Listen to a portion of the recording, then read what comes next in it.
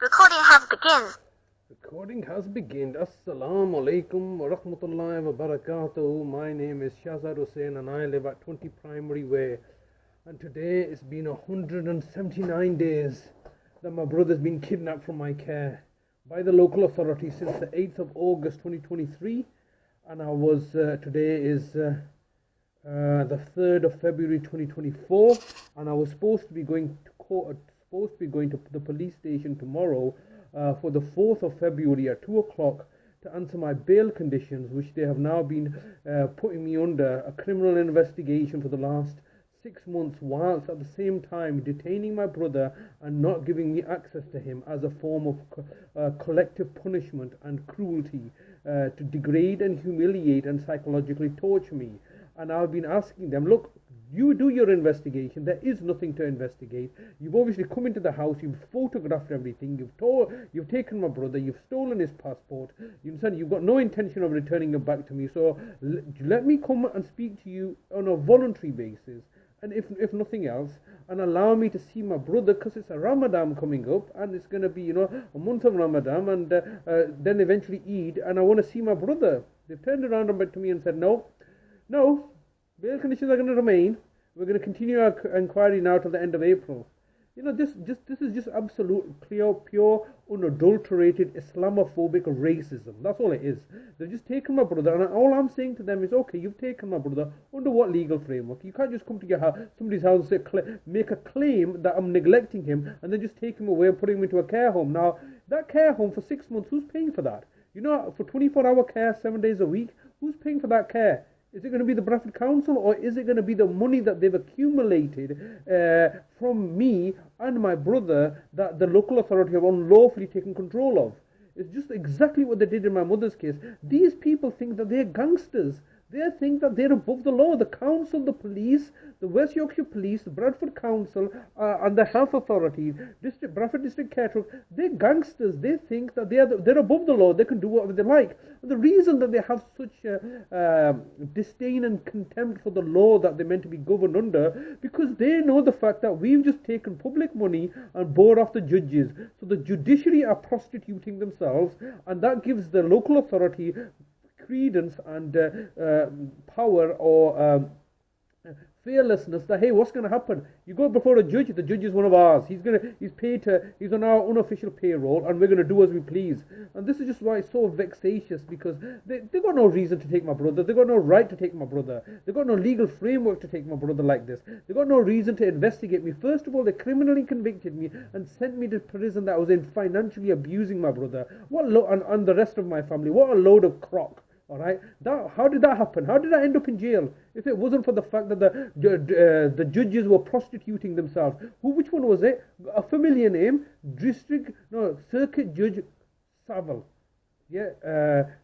Mark Saville convicted me. And who was Mark Saville? Mark Saville was some sort of barrister from Blackburn or Burnley, up north.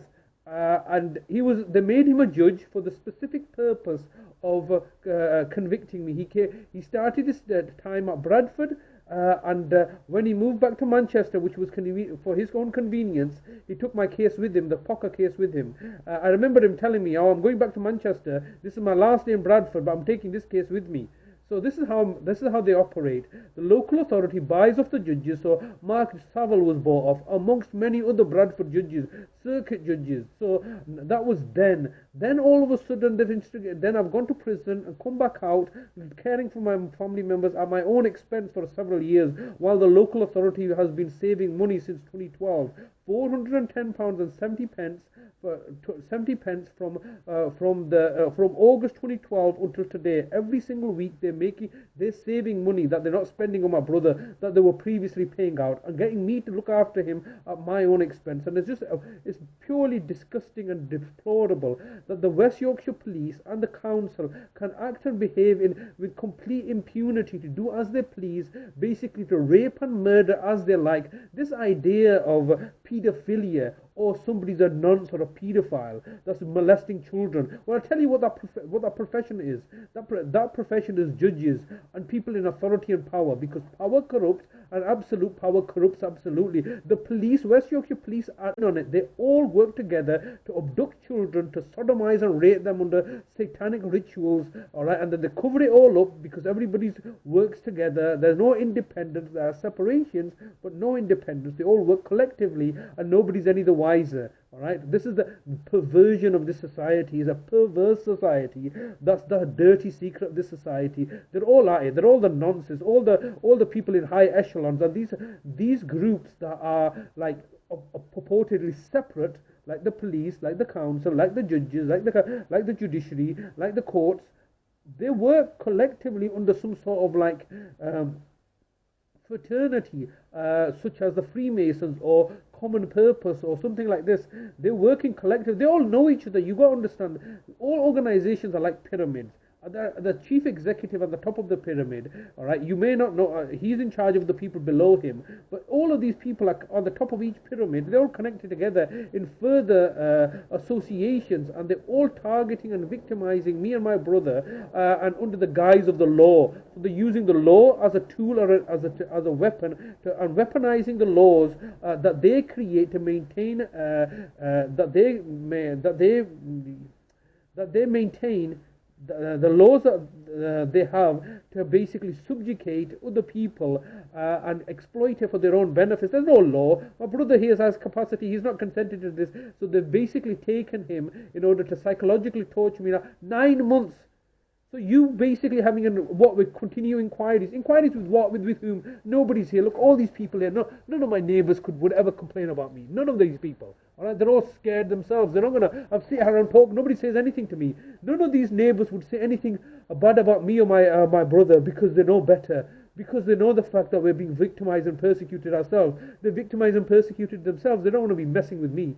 So none of these neighbours have complained. None of my siblings have complained about the care. None of my siblings. All right, because the siblings that the local authority have recruited, namely my nefarious brother Adalat, my nefarious older sister Khalda, my nefarious sister Shaida, all of those people, I keep them under a quite noose. They didn't come here. They didn't see my brother. My niece Shagufta, Wasim and Tasveer, my nieces and nephews.